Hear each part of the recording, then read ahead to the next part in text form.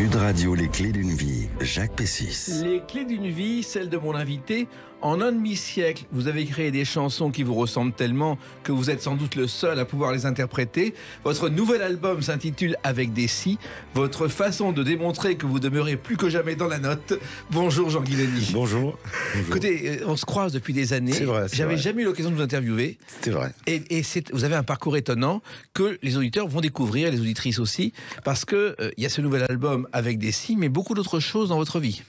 Je pense, oui. Alors, pas mal de choses. Oui, alors on va le faire à travers des dates. Et la première date que j'ai trouvée, c'est le 22 février 1976. C'est votre première télé avec cette chanson, Jean Guidoni. Marie-Valentine, mes doigts dans tes cheveux.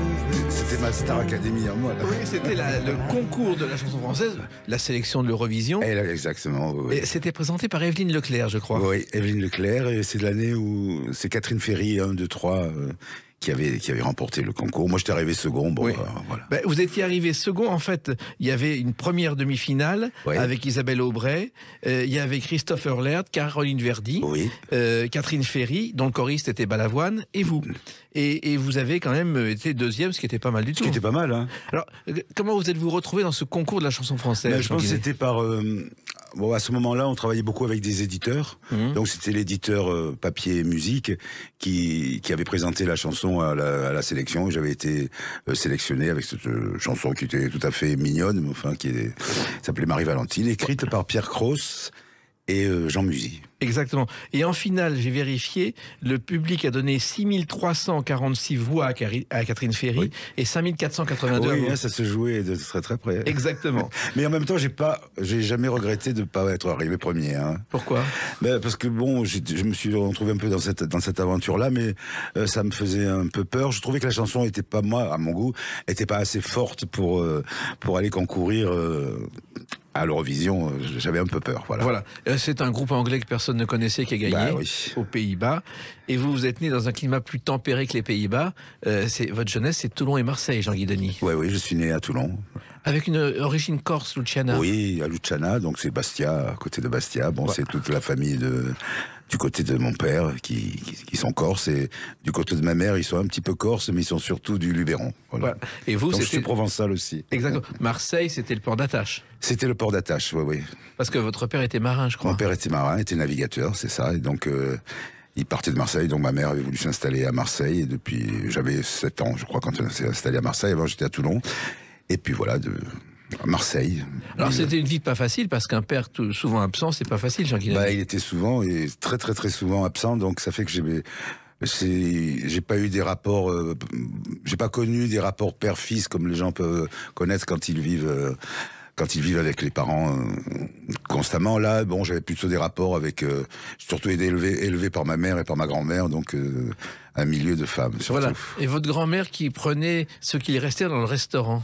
Oui, elle travaillait dans un restaurant, elle était cuisinière, donc je crois que dans mes souvenirs, elle n'était pas très très bien payée, donc chaque jour, elle volait un petit peu de viande, enfin volait. Elle mettait de la viande qu'elle ramenait à la maison. Oui, c'était une bonne chose. C'était une très bonne chose. Et votre goûter, je crois, à l'école, c'était du caviar, ou vous preniez pour du caviar? Des œufs de lump, oui.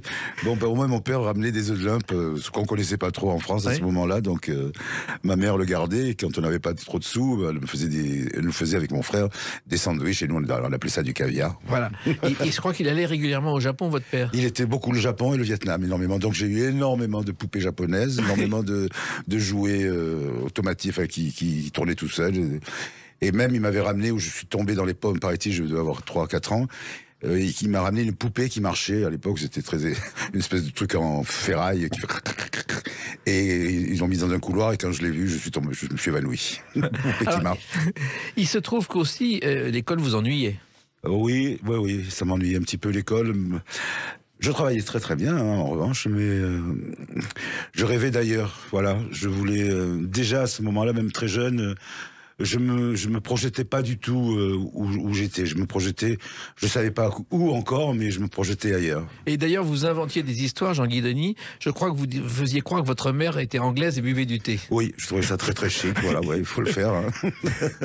Et puis votre dernière année scolaire, c'est le cinéma.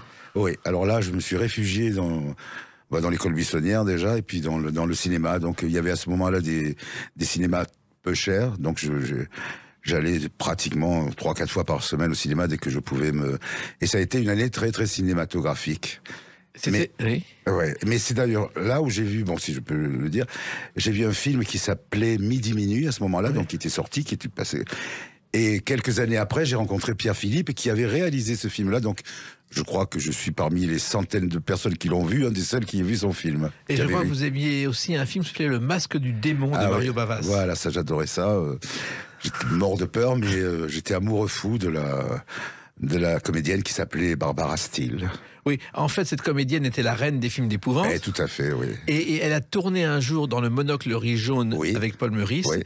Et Paul Meurice ne lui a pas adressé la parole pendant tout le tournage parce qu'il ne voulait pas tourner avec une fille qui venait des films d'épouvante. Oui, les films d'épouvante, c'était un peu, à cette époque-là, comme des films porno maintenant. Hein. Oui.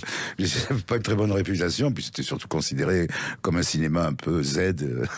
Et puis vous alliez dans un cinéma qui s'appelait l'Alcazar de Marseille. Oui. Lieu mythique connu des... Parce que je crois que Montand a débuté là-bas. Ils ont tous débuté, tous, ils ont débuté là-bas. Hein. C'était une légende. Oui. C'était tout. Et puis c'était une salle extraordinaire. Bon, moi je l'ai connu en tant que cinéma, mais c'était un lieu comme on n'en fait plus. Hein. C'était un truc immense. Il y avait 2000 places, je crois. Oui, ça me paraissait très très grand. Et puis le chanteur se faisait jeter. Oui. Il y a une anecdote, je ne sais pas si vous la connaissez, il y a une dame qui tricote tranquillement dans son coin et son mari se fait jeter des tomates sur scène. Ouais. Alors on dit, madame, écoutez, arrêtez, dites-lui d'arrêter, faites quelque chose. Et elle continue en disant, vous savez, hier à Montpellier, me l'ont battu. Ah. C'est vrai que ça fait partie de la vie de Marseille. Et puis il y a une autre histoire qui court sur Marseille, c'est à l'Alcazar passe Gloria Lasso. À ses débuts, je présume, ça on me l'a raconté. Et il y avait à ce moment-là un orchestre un peu western qui s'appelait Marc Trébor. Donc Gloria Lasso arrive à Marseille, elle va dans l'Alcazar et elle voit Marc Trébor et son glorieux lasso. Ça n'a pas dû lui plaire. Pas trop. Alors, vos études, c'est la coiffure pendant 1 an, je crois, Jean-Guy. Oui, en fait, c'est par hasard, hein, parce que quand j'ai arrêté l'école, je voulais faire l'école de cuisine. Je voulais faire une école de cuisine à Thonon-les-Bains, je me souviens. Et il y avait donc un petit concours d'entrée, mais mon père, qui était très très, qui s'occupait beaucoup de nous, a raté le jour de l'examen. Je suis arrivé 3 jours en retard, donc je me suis retrouvé dans une école de coiffure. 1 an, et puis ensuite dans un petit salon comme stagiaire. Je crois que c'était à Toulon. À Toulon, oui. Place mon apprentissage. Vous connaissez. Pas Place d'Armes, à Toulon, oui, j'ai fait mon apprentissage. Et c'est une clientèle très variée là-bas. C'était très varié. Bon, là, le salon était un peu chic, entre guillemets, donc on avait beaucoup de femmes d'officiers de marine qui venaient se faire coiffer. Et puis les gens qui tenaient ça étaient les enfants d'un grand coiffeur parisien qui s'appelait Roher. Et puis, un jour, vous décidez de prendre le train de nuit pour aller à Paris. Pourquoi ? J'ai fait un petit passage après par Marseille, dans un salon de coiffure, et puis après, un jour, par hasard, je rencontre un garçon qui travaillait dans le salon de coiffure où je travaillais à ce moment-là, qui me dit, à Paris, je travaille dans un salon, il y a une place qui se libère. Est-ce que ça t'intéresse ? Et donc, il me dit ça, mettons, le jeudi soir, et le lundi matin, j'étais à Paris. Et la chanson là-dedans, c'est venu comment ? Alors, la chanson, j'y pensais, je voulais faire... alors, je savais pas, parce que je connaissais personne, absolument, et... Je me suis dit, si je dois faire quelque chose, il n'y a qu'à Paris que je pourrais faire quelque chose. Donc, les premières années, ce que j'ai fait tous les cours de chant de Paris. J'ai fait tous les profs de Paris. Je me suis dit, moi, je vais rencontrer peut-être quelqu'un qui va m'aider ou me soutenir, je ne sais rien. Et donc, j'ai fait tous les profs de Paris. D'ailleurs, mon salaire passait dans les cours de chant. Et un jour, il y avait un professeur de chant qui faisait faire des petites maquettes, vous savez, une petite maquette pour faire plaisir aux élèves, en fait. Et donc, j'avais cette bande magnétique, là, avec moi. Et au salon où je travaillais, il y a une cliente qui me dit « Qu'est-ce que vous aimeriez faire ?» Je dis « Moi, j'aimerais beaucoup chanter. » Ah, elle me dit « Écoutez, c'est bien parce que moi, je connais le coursier des éditions Michel Legrand. » Elle me dit, donnez-moi, vous appelez de ma part. Et je me dis, le coursier.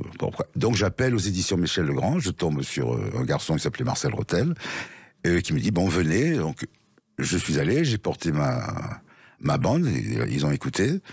Et quelques jours après, ils m'ont rappelé, disant, voilà, la mère de Michel Legrand, Madame Legrand, est intéressée par votre timbre de voix. Alors, venez nous voir, on pourrait peut-être faire quelque chose. Et ça a commencé comme ça. Et la chanson sur la maquette, c'était celle-ci. I did it my way. Alors, vous faites la chanson française ou vous faites une maquette en anglais? Il y avait aussi Apprendre à vivre ensemble. Oui. Mais en plus, Claude François, vous avez fait des galas avec lui. Oui, après j'ai fait des galas avec Claude François, j'en ai fait 3 ou 4. Oui, c'est assez terrible, hein, de faire des galas avec Claude François. Pourquoi? Parce qu'en fait, c'était des galas d'été, donc ça se passait sous des chapiteaux, et il réglait la balance, enfin son équipe, pas lui, mais il réglait la balance sur la première partie. Donc un coup on n'avait plus de micro, un coup on avait des éclairages mais c'était sympa quand même. Bon, puis c'était les premières fois où je montais sur une scène, j'étais mort de peur. Mais enfin, ça m'a servi, ça a été une bonne école. Ah, on peut pas rêver meilleure école. Ah oui. Parce que là, tout peut se passer. Ah oui, oui. Et après, ce qui a été mieux, ça a été l'année d'après, où j'ai fait une vraie tournée, alors, avec 90 villes, je pense, avec Serge Lama. Voilà. Oui. Alors là, ça a été un souvenir extraordinaire. Mais le tournant, c'est une autre date, et on en parle dans quelques instants, et cette date, c'est le 20 avril 1978. À tout de suite sur Sud Radio, avec Jean Guidoni. Sud Radio, les clés d'une vie, Jacques Pessis. Sud Radio, les clés d'une vie, mon invité Jean Guidoni. Nous parlerons tout à l'heure de votre nouvel album, avec des si. Mais là, on revient à une date qui est le 20 avril 1978. C'est la première au Pigalle de cette chanteuse. Je sais que vous êtes jolie, que vos beaux yeux pleins de douceur ont charmé. Alors, c'est Ingrid Caven. Ingrid Caven, oui. Une chanson de Trenet, mais créée par Jean Sablon, je crois. Oui. Et ce spectacle, vous le voyez un jour? Et je le vois un jour, vraiment, pas par hasard, j'avais lu quelques papiers dans le journal. Et d'un coup, Ingrid Caven, alors c'était la chanson expressionniste que je connaissais pas forcément, et une envie irrépressible d'aller voir ce spectacle. Et donc, comme je connaissais un des garçons qui s'occupait de ce spectacle, qui était un garçon de la maison de disques, on m'a eu une place parce que c'était plein. Et là, ça a été le choc. Oui. Choc artistique. Il faut savoir qu'Ingrid Caven, en fait, elle vient du cinéma. Oui, elle a été mariée à Fassbinder. Fassbinder, oui. Et puis, elle était une muse de Saint-Laurent. Ah ben, tout à fait, oui. Alors donc, c'était assez extraordinaire, ce spectacle. C'était dans au Pigalle, donc qui était un vieux cabaret, complètement un peu délabré. Fini aujourd'hui, d'ailleurs, c'est une discothèque. Oui, c'est fini, dommage. Et là, j'ai eu un choc parce que d'un coup, j'ai vu sur scène quelqu'un qui me semblait faire ce que j'aurais pu avoir envie de faire. Et en effet, ça s'est avéré exact. Alors, je ne voulais pas l'imiter, bien évidemment, mais je me disais, c'est formidable. Moi, j'arrivais de la variété, quand même, un peu des chansons gentilles, mais des chansons, quoi. Mais bien aussi, pourquoi pas. Mais je me suis dit, bon, là, quand même, il y a un côté théâtral qui existe. Elle disait des choses assez hard pour cette époque-là. Et je me suis dit, c'est ce que je veux faire. C'est cette façon-là que j'ai envie d'aborder la scène. Et donc, vous cherchez l'auteur des chansons, Pierre Philippe. Vous mettez des mois à le retrouver. J'ai mis des mois à le retrouver parce que Pierre Philippe, en fait, il y avait, je suis donc passé par la SACEM, et il y avait le pianiste des frères Jacques qui s'appelait aussi Pierre Philippe. Donc on a mis j'ai mis un an, puis je l'ai enfin rencontré, et on a commencé une grande aventure tous les deux. Il faut savoir que Pierre Philippe était non seulement auteur de chansons, mais il a travaillé sur Dim Dam Dom. Oui. Il a écrit Le Roman du Musical, qui est un film classique, et il a fait des scénarios de films, dont le premier OSS 117. Oui. Non, c'était un homme très éclectique et qui avait beaucoup de talent. Et quand je lui ai proposé, alors sur Ingrid Caven, il n'avait écrit en fait que des adaptations de Fassbinder. Mais il me dit, bon, moi je veux bien essayer, quoi. Oui, il était. Alors je raconte un peu ce que j'ai fait. Et puis il me dit, mais c'est la vie d'Edith Piaf que vous racontez. J'ai dit, non, vous en faites pas. Et on est parti. Et alors il avait envie, sans avoir envie, se demander. Pour lui, j'étais un chanteur de variété, donc ça ne l'intéressait pas trop. Et puis il me dit, écoutez, je vais vous envoyer 3 textes. Vous allez me dire ce que vous en pensez. Et là, quand il m'a envoyé les 3 textes, donc le premier s'appelait Chanson pour le cadavre exquis. Oui. À ce moment-là, quand j'ai montré ça aux gens avec qui je travaillais, ils m'ont dit, mais t'es fou, tu vas pas enregistrer ça. Mais j'ai dit non, c'est ce que je veux faire, et j'ai tenu bon. Voilà. Donc on a travaillé ensemble. Et le premier disque, c'était celui-là. Moi, je marche dans les villes, les banlieues, les bidonvilles, sur le pavé des ports et sur l'asphalte ville, visitant le décor des amours difficiles. Je suis l'amateur d'ombre, l'explorateur. Alors c'était révolutionnaire pour l'époque, Jean-Guy. Oui, je pense qu'il y avait une prise de position. En tout cas, il y avait une liberté de ton, et il y avait une liberté d'assumer certaines choses, mais sans être un porte-parole. Moi, c'est ça. C'est ce que j'aimais dans l'écriture de Pierre, c'était que tout ça paraissait très très naturel. Tout à fait. Mais en même temps, vous vous entendez pour la première fois à la radio, je crois, dans une émission de Louis Boson. Oui, Louis. Qui a été l'homme qui a tenu bon face à Marlène Dietrich pendant 15 ans. Oui, en allant tous les jours chez elle, satisfaire ses caprices. Ah oui, non, puis ce qui était extraordinaire avec Louis, c'est quand il nous... J'ai jamais autant ri avec un homme qu'avec Louis, il était très très drôle. Il est toujours d'ailleurs. Ah, il est toujours, bah oui, je sais. Et quand il nous racontait les histoires avec Marlène Dietrich, c'était à mourir de rire. Ah oui, c'était croquignolet. Alors donc, le disque sort. Bon, vous n'êtes pas du genre à passer chez Guy Lux ou les Carpentiers, Jean Guénani. Non, mais bon, quoique j'ai toujours eu de... Bon, contrairement à ce que les gens disent, j'ai toujours eu de bons rapports avec Guy Lux, avec qui j'ai fait quelques émissions avant. Et là, non, il m'avait pas engagé, là. Non. Alors, ce qui est curieux, c'est que dès le début, vous faites comme beaucoup d'autres, vous vous rajeunissez d'un an. Eh oui, mais sans le vouloir, hein. Je crois que c'est le hasard. On m'a dit, j'ai dit, bah laissez comme ça, on verra bien. Alors j'ai eu un tort, parce qu'à l'époque, on pouvait se rajeunir de 5 ans. Oui, Dalida l'avait fait. Bah, si j'avais su, j'aurais fait 5 ans. mais Luis Mariano l'a fait, mais pour une raison simple. C'était la guerre d'Espagne, ça lui a permis d'échapper au service militaire et de venir en France à Bordeaux. Ah bah, sinon, il serait resté là-bas. Ah alors, vous avez été aussi l'un des derniers à faire ce qu'on appelle les levées de rideau, justement, avec Lama et Marie-Paul Bell. Oui, avec Lama et Marie-Paul Bell, oui, je levais le spectacle. J'avais déjà fait ça donc avec l'année d'avant avec Claude François, Gilbert Bécaud, Gérard Lenormand, Joe Dassin. Et l'année d'après, je me suis retrouvé, j'étais content d'y être, bien évidemment, avec Serge Lama, Marie-Paul Bell et les frères Jolivet. Voilà. Et votre premier spectacle vrai, c'est ce qu'on appelait le théâtre en rond à l'époque. Avec le disque fait, avec le spectacle monté, les chansons de Pierre Philippe. Voilà. Et ça a été compliqué parce que votre maison de disque n'y croyait pas. Non. Et c'était de l'affichage sauvage la nuit. Oui. On avait fabriqué des cartons, on avait collé les affiches dessus et on mettait ça sur les troncs d'arbres. Voilà. Donc mais ça a fonctionné. La chance qu'on a eue, c'est qu'on savait pas où on allait, en fait, vraiment du tout. Enfin, on savait pas, on avait réglé les choses. Mais c'est que le soir de la Générale, et pourtant, il y avait, ce soir-là, il y avait pas Ingrid Cavell, il y avait Nina Hagen, qui passait quelque part dans Paris. Et on s'est dit, alors moi, je passais à 10h du soir, hein, c'était le spectacle. Et on s'est dit, à ce moment-là, on faisait des générales, encore des premières, on invitait les journalistes. Et on s'est dit, personne va venir, ils vont tous aller voir Nina Hagen. Et, chance, beaucoup de journalistes étaient là, et chance encore plus, ils ont été emballés. Donc le lendemain, dans les jours qui ont suivi, il y a eu des critiques formidables. Oui. Et ce théâtre, le théâtre en rond, c'était l'Européen. C'était l'Européen. Il s'appelait l'Européen parce que c'était près du quartier de l'Europe à Paris. Oui. Et c'était au départ un café-concert. Et le chef d'orchestre, c'était Henri Christinet, qui a écrit Dédé et quelques autres opérettes. Voilà. Donc vous surprenez aussi parce que vous avez un maquillage sur scène. Oui. C'est assez particulier, ça. Oui, c'est encore le hasard, je vais vous dire. Comme je me trouvais que j'étais un peu trop... J'avais le teint un peu rosé, j'avais envie d'être un peu blanc sur scène, un peu clair. Donc, on me dit, on va te faire venir une maquilleuse formidable. Et vient une maquilleuse qui me fait une étoile, une flèche verte sur le visage, pas du tout, ça allait pas du tout. Donc j'ai tout enlevé, moi, et je suis resté un peu plâtré, je dois dire, avec les yeux noirs. Et donc, bon, je suis resté comme ça pendant quelques années, un peu maquillé. Bon, ça me plaisait bien d'être maquillé parce que je trouvais que le maquillage, contrairement à ce qu'on pense, ne me cachait pas du tout, mais révélait beaucoup de choses parce que ça coule, le maquillage, c'est ça qui était intéressant. Et je l'ai enlevé définitivement, quelques années après, dans les années 87, 88. Voilà. Et d'ailleurs, vous aviez un costume noir. Oui. Et un jour, il y a eu un incident parce que vous avez voulu un costume noir trop grand pour vous, Jean Guénani. Oui. J'ai l'habitude de mettre des costumes trop grands pour moi. Oui. Et le vendeur l'a très mal pris. Ah oui, très mal pris. Il comprenait pas. Non. Mais quand il a vu votre nom sur le carnet de chèques... Oui, il a été un peu plus surpris.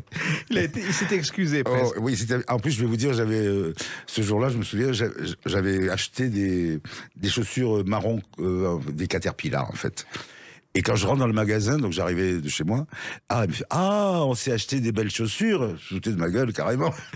Alors, il faut savoir que votre succès, Jean Guidoni, est lié aussi à votre répertoire. Vous chantez vos blessures, vos angoisses. Et ça, c'est rare à l'époque. C'est pas évident. Non, c'était pas évident du tout. Bon, ce qui m'a valu une image un peu noire, bien sûr, désespérée, psychotique aussi. Mais moi, je me sentais bien je me sentais bien dans cet univers-là. J'aurais pas pu chanter autre chose. En plus, j'avais quand même aussi tous les mots de Pierre Philippe à ce moment-là qui étaient magnifiques quand même. Donc, c'était un univers. Lui n'aurait pas écrit spécialement ça, mais c'est moi qui l'ai entraîné à écrire dans cet univers-là, parce que je m'y sentais bien. Alors en plus, je trouvais que c'était presque drôle. Pour moi, j'y allais quelquefois avec humour. Oui. Voilà, mais bon. Et vous n'avez pas cessé de surprendre, et en particulier avec cette chanson. On l'appelait le tétard, car il était dans la vie comme un tétard dans une mare. Alors, cette chanson a été un succès, Jean Guidoni, mais il faut savoir que l'auteur, c'est Jacques Lanzmann, qui écrit des chansons pour Dutronc. Ben oui. Et c'est pas votre univers. Non, alors ça, c'est le départ. Hein, c'est au début que c'est une des premières chansons que j'ai enregistrées. Une première chanson qui a marché un petit peu quand même. Et puis, bon, d'un coup, comme j'arrivais j'étais dans la variété, pour moi, Jacques Lanzmann, c'était une plume. En plus, c'était un livre qu'il avait écrit, qui avait eu le prix RTL, un roman. Il s'appelle Le Tétard, d'ailleurs. Sur sa vie, oui. Ouais, mais c'est une très jolie chanson, je trouve. Voilà. Et Lanzmann était aussi le créateur du journal Lui, on l'a oublié. Oui, tout à fait. Et d'une émission de radio un peu hard le soir, à 22h45. Et donc, vous n'êtes plus un tétard à ce moment-là. Non, rien de plus. Et vous n'allez pas grenouiller pour autant. On en parle dans quelques instants avec une autre date importante, le 16 février 1996. A tout de suite sur Sud Radio avec Jean Guidoni. Sud Radio, les clés d'une vie, Jacques Pessis. Sud Radio, les clés d'une vie, celle de mon invité Jean Guidoni. Avant de parler de votre nouvel album, le 16e avec des si, on revient à une date, justement le 16 février 1996, le Casino de Paris avec Michel Legrand. Oui, Casino de Paris avec Michel Legrand. Alors ça aussi, c'est inattendu. C'était inattendu, mais en même temps, comme je vous l'ai dit tout à l'heure, j'ai fait mes débuts avec sa mère, donc Madame Marcel Legrand, qui avait les éditions Michel Legrand. Oui. Et je sais que Michel m'aimait bien, il a toujours eu un regard très bienveillant sur moi à l'époque, mais on n'avait jamais travaillé ensemble. Ça correspondait pas, mais au fil du temps, à ce moment-là, en 96, on décide, il accepte de faire un album avec moi. Voilà.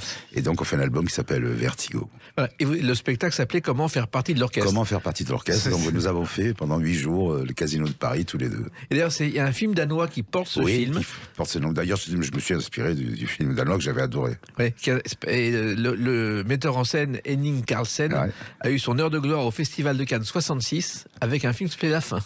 Ouais. Voilà. Mais le film était formidable, hein, Comment faire partie de l'orchestre. Au départ, c'est quand même un duo improbable parce que c'était tout à fait improbable. Oui. Mais le public a suivi. Oui, ils ont suivi quand même, un peu surpris quand même, parce que c'est deux univers qui s'entrechoquaient quand même, moi plutôt sombre et lui plutôt solaire, disons-le.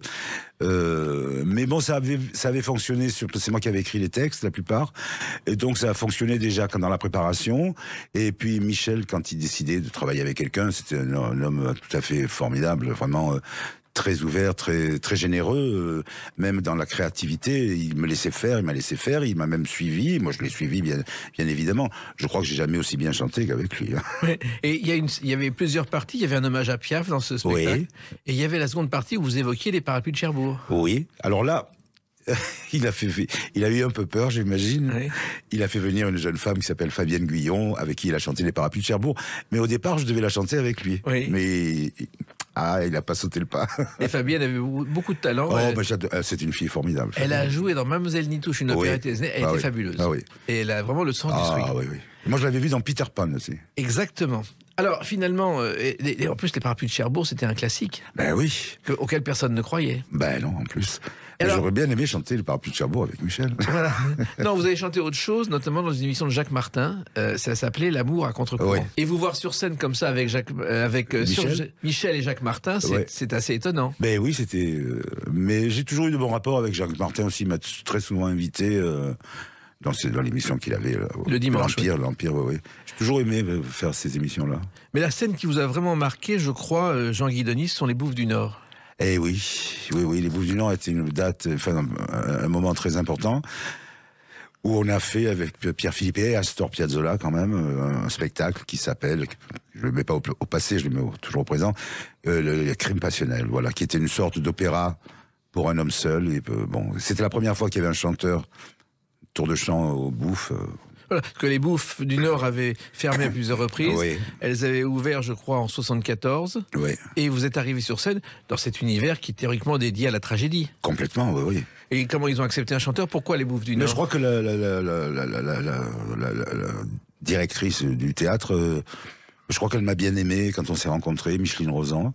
Et puis bon, il y avait Peter Brook aussi, donc il y avait tout c'était lourd quand même, c'était quand même des gens un peu exceptionnels. Hein. Et donc j'avais pas peur, mais bon, j'étais un peu impressionné, parce que c'est un lieu en plus qui est magnifique.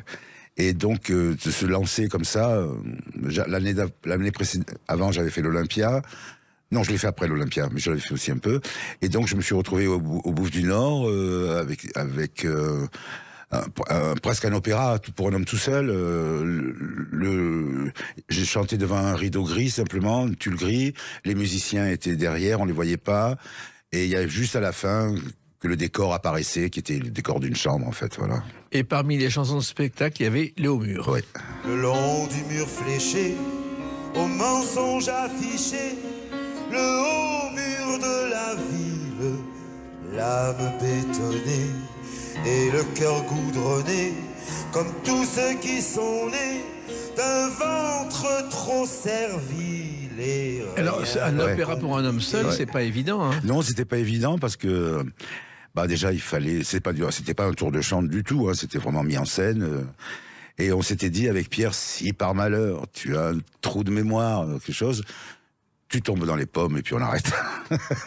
On pouvait pas le reprendre, c'était pas possible. J'ai jamais eu la moindre hésitation sur un mot. Et c'est en même temps un hommage à Astor Piazzolla. Astor Piazzolla qui a écrit là, toute la musique. Et je pense que c'était presque aussi la première fois qu'il écrivait un spectacle pour un homme seul, quoi, pour un chanteur. Ouais. Parce que Piazzolla, c'est le roi du tango argentin, qui au départ, je ne sais pas si vous le savez, Jean Guidoni, était un musicien classique, et c'est Nadia Boulanger qui lui a dit tourne-toi vers autre chose. Voilà, tout à fait. Ouais. Et il a souvent été décrié de son vivant d'ailleurs. Ah oui. Mais même quand on a travaillé avec lui, il n'était pas encore le musicien culte qu'il est devenu plus tard.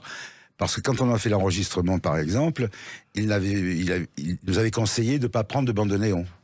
Il dit non, ça va faire trop Piazzolla, il faut pas. Donc on a pris un accordéon. On a eu tort, mais on l'a écouté. Il voulait pas que le bandeau néon apparaisse. En revanche, j'ai fait le Printemps de Bourges cette année-là, l'année d'après, et il est venu m'accompagner sur scène. Alors, ce spectacle Bouffe du Nord, ça a été un événement. Pour moi, oui. Et même pour le public, c'était plein tout le temps. Tout le temps. Ça a démarré très, très, très, très rapidement. Et les derniers soirs, j'ai chanté même avec des gens assis par terre sur des coussins. Ça a été une période de ma vie artistiquement tout à fait extraordinaire qui m'a marqué vraiment. Oui, et c'était d'autant plus étonnant que quand un lieu démarre comme les Bouffes du Nord et qu'il y a un chanteur, ce que personne n'imagine, normalement ça devrait pas être plein. Ben non, on ne sait pas ce qui s'est passé, alors je sais pas. C'est le bouche à oreille. Le bouche à oreille, mais qui a fonctionné très très vite. En revanche, c'est un spectacle qu'on n'a jamais tourné après. Pourquoi? Je sais pas. On avait beaucoup eu de mal, j'ai juste fait le Printemps de Bourges avec, et après plus rien. Il y a eu juste une reprise en 2000 que j'ai faite au Cabaret Sauvage. Alors là, il y a eu quelques villes après que j'ai faites, mais à ce moment-là, alors que j'aurais dû écumer la province, il s'est rien passé. C'était assez terrifiant quand même. Ça vous a déprimé, ça? Ça m'a déprimé, oui, parce que vu l'accueil qu'il y avait eu au Bouffe, je me suis dit, c'est pas que je suis intéressé à tout prix, mais je me suis dit, mais c'est un spectacle qu'on va pouvoir tourner vraiment, et puis non. Alors, ce spectacle a quand même eu un grand prix de l'Académie des disques, un prix Édith Piaf et le trophée japonais du meilleur chanteur français de l'année. Comment c'est né, ça? Ça commençait bien. Mais je suis jamais allé au Japon non plus, je n'étais pas assez blond, paraît-il. Oui, mais les Japonais vous ont repéré. Oui. Alors, il y a eu aussi d'autres spectacles, l'Olympia, le Cirque d'hiver, et votre carrière est parsemée de hauts et de bas, Jean Guidoni. Oui. Je suis pas quelqu'un qui vit dans un état de chance permanent.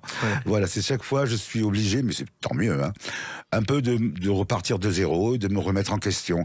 Alors c'est vrai que ma carrière, entre guillemets, elle est faite surtout, elle s'échelonne par spectacle, plus que par les albums. Bon, l'album suit évidemment, mais moi ce qui m'a toujours intéressé, c'est le spectacle, dont j'ai toujours axé ma volonté sur faire du spectacle et faire des salles. Alors c'est vrai qu'après les Bouffes, il y a eu l'Olympia, après Bataclan, le Cirque d'hiver, il y a eu plein de choses, le Théâtre de la Ville. Mais je crois que c'est Donc chaque fois, je me suis remis en question. Et à chaque fois, c'est nouveau. Par exemple, je crois qu'il y a eu des pianistes classiques à l'européen et des danseurs contemporains à l'auditorium des Halles. Oui, tout à fait. Et ça surprend à chaque fois. Ben oui, mais je pense que les gens qui me connaissent depuis tant d'années, bon, sont un peu viennent voir ça aussi. Chaque fois, j'essaie de faire des choses différentes, mais pas volontairement. Je crois que je fais ce que je suis sur le moment quand je prépare le spectacle. Voilà. Et il y a même eu un spectacle avec Régine et Catherine Sauvage. Mais oui, ça c'était au Francofolie. Comment c'est né ça? J'avais une carte blanche, on m'a demandé d'inviter 2 personnes, donc j'ai invité Catherine Sauvage parce qu'en fait j'avais chanté avec elle dans une boîte à Paris au début. Donc j'étais resté en bon contact et j'avais eu envie de la voir sur scène. Et Régine aussi, parce que c'était quelqu'un dont j'aimais beaucoup les chansons, donc elle avait gentiment accepté de venir chanter. On avait chanté ensemble, j'avais chanté Azzurro, Les Petits Papiers, voilà. Et puis il y a eu d'autres albums, et il y a une chanson qui a très bien marché, c'est celle-ci. Est-il donc mort à Venise, dans l'orage d'un bordel, rimel et masque de mise, amoureusement cruel. L'album Tigre de Porcelaine, qui a été un succès. Qui est un succès avec cette chanson-là, et puis aussi avec une chanson qui a bien marché, Tramway Terminus Nord. Voilà. Et c'était Pascal Auria. Auria, oui. Qu'on a un peu oublié aujourd'hui, mais qui a travaillé avec Sevran, qui était un auteur de chansons. Oui, qui est un très bel auteur, très bon compositeur. Et en plus, il avait une veine populaire dans sa musique. C'est un garçon tout à fait charmant aussi. Et à ce moment-là, il s'occupait... je sais pas, le hasard a fait que je me suis retrouvé avec lui, alors qu'on n'était pas prédestinés, vu les chansons que je chantais, de travailler ensemble. Et puis ça s'est fait assez naturellement. Il est venu me voir un soir, je passais pas au Trianon, à l'Élysée-Montmartre, et il a foncé avec moi et il m'a repris en main, entre guillemets, voilà. Oui, et en même temps, il s'occupait de Linda de Souza. À la même époque, Linda de Souza, et il s'occupait aussi de « Est-ce que tu viens pour les vacances ?» Exactement. Et Linda de Souza, c'est lui qui avait eu l'idée de la valise en carton, où il avait laissé volontairement des fautes d'orthographe pour qu'on pense que le livre était pareil. Et il y a aussi une tournée mondiale. Vous avez été à New York, à Sao Paulo, Oui, à Rio. alors là, j'étais pas moi tout seul, j'étais avec l'Opéra de Paris, puisque j'ai participé à un spectacle de danse, spectacle qui s'appelait Picasso et la danse. Et moi, j'étais dans le ballet qu'avait chorégraphié Roland Petit. Voilà, c'est Roland Petit et Zizi Jeanmaire qui m'ont demandé de venir chanter une chanson dans le ballet. Donc, je chantais une chanson de Jacques Prévert, Les enfants qui s'aiment. Voilà, mais Prévert, justement, vous l'avez chanté autrement. Tu faisais un drôle de visage, l'amour pleurait. Il regardait tous les... Alors vous avez réalisé un album sur Prévert avec des chansons qui ne sont pas forcément les plus connues, Jean-Guy. Voilà. J'avais pris 3 chansons au départ. C'était en fait Janine Prévert qui m'avait conseillé. Donc celle-ci. La femme de Prévert. La femme de Prévert. Et ensuite, quelqu'un m'a proposé, il y avait le centenaire de sa mort, je crois, de faire un spectacle avec des chansons de Prévert. Donc c'est ce qu'on a fait. Et donc j'ai fait un spectacle de chansons et j'ai pu avoir l'autorisation de prendre dans des textes qui n'avaient jamais été mis en musique, de mettre des musiques sur des textes de Prévert. Voilà. Oui, parce que on n'imagine pas le nombre de textes qu'il a écrits qui sont méconnus. Ah oui, et puis il y a des très très beaux textes. Hein. Et vous savez qu'il y a sa maison à Cherbourg qu'on visite aujourd'hui, et il a été de tradition que ses amis plantent des arbres. Oui. Arletty, Montand, Reggiani ont tous planté des arbres. C'est vrai. Vous la connaissez, cette maison? Je la connais, oui. Ça fait partie des lieux magnifiques. Ah bah oui, tout à fait. Oui. Et Prévert, je crois qu'il s'en foutait. Oui, je crois qu'il était... Vous l'avez jamais rencontré? Bah non, dommage. Je l'ai rencontré à travers ses textes. Voilà. mais finalement, il y a eu des chansons interdites à la radio, d'autres pas interdites. Vous avez connu ça aussi? Ben moi, un petit peu, sûrement, je présume. On ne l'a jamais dit vraiment, mais je pense qu'il y a des chansons qui étaient un peu rayées. Un peu rayées de la carte. Voilà. Non, mais Prévert, c'est un tel poète... Enfin, oui, c'est banal de dire ça, mais c'est au-delà de la poésie presque, parce que moi je trouve que tout le monde a son Prévert. Oui. Si on prend les chanteuses qui ont chanté du Prévert, chacun le chante à sa façon, et chacun y met ce qu'il a envie d'y mettre, avec les textes bien sûr de Jacques dessous, et c'est ça qui est merveilleux, il est universel. Hein. Oui, et il a écrit beaucoup de choses, et vous aussi d'ailleurs, vous en avez enregistré beaucoup, et justement le nouvel album, on va en parler à travers une date, le 25 mars 2022. A tout de suite sur Sud Radio avec Jean-Guy Denis. Sud Radio, les clés d'une vie, Jacques Pessis. Sud Radio, les clés d'une vie, mon invité Jean Guidoni. Donc on a parlé de ce passé riche en succès et parfois en échec. Et là, il y a un nouvel album, le 16e, qui sort le 25 mars 2022. Et c'est votre retour après 5 ans de silence. Eh oui, 5 ans de silence. Ouais. Pourquoi 5 ans Bah déjà le Covid, hein, ça fait pas 2 ans. Et puis avec le précédent album Légendes urbaines, on arrivait à la fin de la... du truc, quoi. J'ai donc fait les 2 derniers spectacles, un à la Cigale et un à l'Européen, et puis après, bon, les choses se sont arrêtées comme pour tout le monde. Donc, ce qui m'a permis en même temps de travailler, de retravailler sur la suite, voilà, que je très très tranquillement, voilà. Alors, un nouvel album qui s'intitule Avec des si, et c'est le titre justement d'une des chansons. Avec des si, des fabuleux, les souvenirs, parfois merveilles. Avec des si crapoteux, on remettrait sa vie en bouteille. Donc ce sont des textes qui sont inspirés par votre vie? Oui, mais moi j'ai pas écrit des textes, j'ai pas écrit tous les textes, j'ai simplement collaboré sur 4 chansons. J'ai rencontré un auteur parce que j'avais pas très envie d'écrire en fait. Vous avez écrit beaucoup? Oui, j'ai écrit beaucoup. Mais là, sur cet album, j'ai eu la chance de rencontrer un auteur, un nouveau, qui a jamais été enregistré, qui s'appelle Arnaud Bousquet, et avec qui ça a fonctionné déjà amicalement, humainement, ça a fonctionné. Donc, il m'a montré des textes qu'il avait écrits. Il a commencé à travailler sur des débuts de chansons que j'avais commencé à écrire. Et donc, avec le compositeur, qui est le producteur du disque aussi, qui s'appelle Didier Pascalis, nous avons donc nous avons monté une équipe, voilà, de 3. Donc Didier, Arnaud et moi, donc on travaille en équipe totalement, et ça c'est assez formidable parce que bon, il y a une confiance qui règne absolue, j'espère. Et puis il y a une jeunesse permanente parce que ça fait 50 ans que vous faites ce métier-là. Ah, oh là là. Et finalement, bah, ça s'est passé trop vite et vous continuez. C'est passé très très vite. Alors continuer, j'avais pas forcément envie de continuer parce que je me suis dit peut-être il vaudrait mieux que je m'arrête moi volontairement plutôt comme sorte de scène avec un lance-flamme. Hein. Donc je me suis dit et puis bon c'est aussi Didier qui m'a un peu pas forcé mais qui m'a redonné envie, et puis c'est aussi la rencontre avec Arnaud où d'un coup j'ai senti chez lui un regard neuf un peu sur moi et sur ce que j'avais fait. Donc après beaucoup de discussions, beaucoup de rendez-vous très amicaux, on a commencé à travailler, et ça s'est plutôt passé d'une façon naturelle. Alors vous dites, Jean Guidoni, que vous n'avez pas vieilli, juste vécu. Oui, façon de parler. On vieillit, tant mieux qu'on vieillisse, parce que sinon ça serait insupportable. Mais bon. En fait, c'est vrai que ce métier, moi, les années passent différemment avec nous. Moi, je compte les années par spectacle. Oui. Donc, ça m'enlève quand même chaque fois 3 ans. Et vous dites, exactement. Et vous dites que vous défendez la mélancolie heureuse. Oui, là, au point où j'en étais en plein pendant l'écriture de l'album, oui. Et mélancolie, parce que bon. Je suis quelqu'un de assez mélancolique, mais jamais négatif. Jamais, c'est toujours. Je vais toujours de l'avant. Bon, voilà, ce métier m'a formaté comme ça, en fait. Ce métier m'a formaté à dire que ça va bien et qu'on avance malgré les embûches, malgré les gens, malgré tout ce qu'on peut entendre.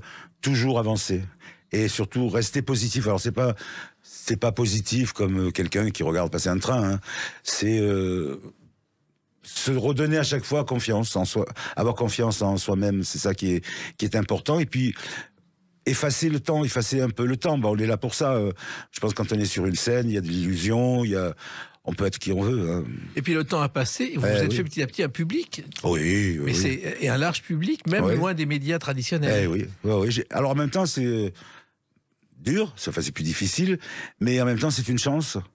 Parce que ça m'a permis, moi, de me remettre chaque fois en question, chaque fois de repartir de zéro, presque, et de toujours partir à l'aventure et à la conquête, disons-le. Et d'ailleurs, vous le chantez dans cet album, quand vous évoquez « Paris, je suis en vie ». Oui. Je chante ma 13e symphonie, d'Ivry, Tolbiac, jusqu'à Montsouris. Ça roule au printemps à Paris. temps d'avant, celui que j'aimais tant. Et voilà. Voilà. C'est un Paris, quand ça roule à Paris, c'est pas le cas en ce moment. Oui. Mais vous êtes nostalgique d'un certain Paris? Oui et non. Paris pour moi était... j'arrivais du Midi, donc pour moi, Paris, c'était synonyme d'aventure et c'était synonyme de liberté, je vais vous dire. Donc j'ai toujours gardé de Paris cette image, l'image que j'en ai eue quand je suis arrivé. Et c'est une ville importante, je crois. Je trouve qu'il y a, à Paris, moi je disais à ce moment-là, peut-être plus maintenant, qu'il y avait un parfum de réussite. C'est vrai que si on était libre, contrairement à quand on vit dans le Midi de la France, que ce soit à Marseille et Toulon, où les choses sont quand même peut-être plus maintenant, mais à ce moment-là, c'était difficile d'être libre, c'était difficile, on pouvait pas faire ce qu'on voulait. Là, quand je suis arrivé à Paris, bon, tout s'est ouvert. Voilà. Et sur la pochette de l'album, d'ailleurs, on voit votre Ouais. amour pour Paris, puisque Ouais. vous êtes à Montmartre, Ah oui. en train Moi, de regarder. Ouais, c'est une ville que je chéris particulièrement, bon, parce que pour parler un peu banalement, c'est vrai, c'est une ville qui m'a beaucoup donné. Hein. Voilà. Et sur la photo, d'ailleurs, on imagine, se souvient de Dalida faisant la même chose, dominant Montmartre, Ah oui, avec c'est une vrai. photo du même genre. Ouais. Et Dalida, ça fait partie aussi des gens qui vous ont soutenu. Oui, mais Dalida était une des premières vedettes, entre guillemets, qui est venue me voir à l'Olympia et j'étais très très surpris. Alors j'ai dîné quelques fois avec elle après, c'était une femme extraordinaire. Hein. Alors, dans les lieux de Paris que vous affectionnez, il y a la place Clichy, je crois. Ah oui, j'adore la place Clichy. Pourquoi? Ouais. Je sais pas, il y a une espèce de ça tourne. Et puis c'est ouvert, et un peu plus haut, c'est ouvert sur un Paris un peu plus glauque, enfin à ce moment-là. Et puis après, c'est ouvert sur les grands boulevards, et puis c'est ouvert vers la gare, oui, c'est un point de rencontre très, très important. La place Clichy. Ouais, et il y avait à l'époque le Gaumont, voilà, Oui, c'est un cinéma le extraordinaire. Grand Gaumont, oui. 4000 places, Ah ouais. et surtout, même Buffalo Bill est passé au début du siècle dans cette salle. Oui, c'est vrai. Et maintenant, c'est c'est une saison des magasins. là, quand je suis arrivé à Paris, je suis allé, bon, c'était la dernière année que le Gaumont ouvert, et il passait un film avec Steve McQueen, je sais plus. Grand Prix. Grand Prix. Voilà. Alors, il vous dites aussi, et vous le dites souvent, que vous avez connu la dépression, les somnifères et l'envie d'arrêter à plusieurs reprises. Jean. Oui. Mais je crois que c'est inhérent un peu à tous les gens. Hein. Enfin, à tous les artistes, entre guillemets. Oui, mais il y a des moments où vous avez Il y a des totalement moments où disparu. c'était difficile, parce que je vous dis, c'était chaque fois une remise en question, donc avec ce que ça implique, les doutes, les rapports avec les gens, les amitiés, pas si stables que ça.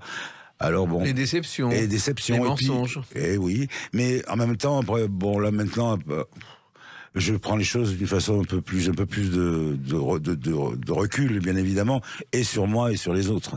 Alors, il y a aussi dans cet album une chanson qui rend hommage à l'un de nos plus grands auteurs et Oui. qui nous manque, Sand Abadi. Paris s'ennuie sans d'Abadi.